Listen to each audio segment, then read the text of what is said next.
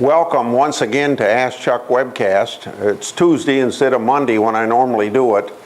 Thank you for participating through email, tweeting, or Facebook. I'll answer a couple questions. Other questions coming in will be answered by mail. The first question comes from Georgia, Waterloo, emails, quote, programs like Pell grants that were started to help people get on their feet have turned into financial giveaways, even for those that aren't Americans. While my family and I work hard and actually pay for our schooling, it seems everyone is getting a handout and laughing in the faces of we taxpayers. Well, Georgia, even people that are here legally as students under a student visa can't get Pell grants. The law says you either have to be a citizen or a permanent resident of the United States. In other words, that you have come here illegally and you're intending to stay here in order to qualify for Pell grants. So if you know of somebody that's not here as a citizen or as a permanent resident, then let me know, because those people should not be getting Pell grants. There's a couple other categories that are legally here that would qualify. One would be people that come here as refugee status, and others that come here as what we call political asylum. That's a very small number of the millions, of the 800,000 to 1 million people that come to our country every year legally, and probably half of those people maybe come here as under tourist visas as well. So let us know if there's somebody that you think doesn't fall into the category of a citizen or a permanent residency, and we'll look in to see whether they should have the Pell grant or not. Facebook question, Steve from Ankeny asked, Congressional insider trading, is it legal? Well, presumably what I heard over the weekend on television, so it's new to me, that evidently there's an exception in the law for people that have information as a result of their congressional work, buying or selling, that's different than everybody else in the country.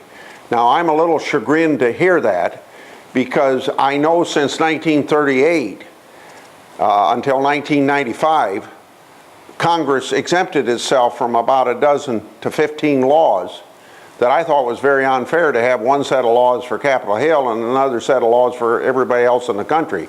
So I got the Congressional Accountability Act passed that covers my office and every other congressional office by the same laws that affect the rest of the country.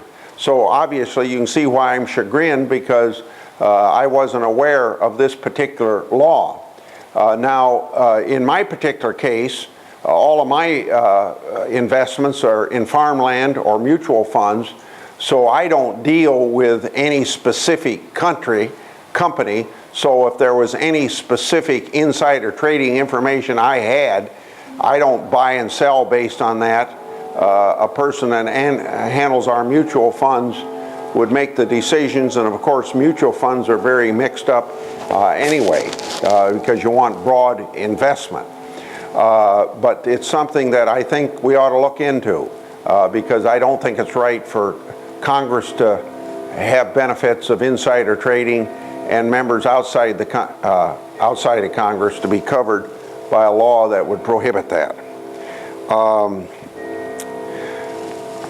The work in the Senate this week is going to be basically appropriations.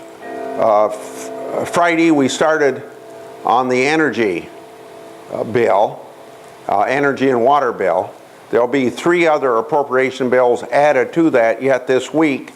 That should get us to about, by the end of the week, passing about 7 of the 11 or 12 appropriation bills that we deal with each year.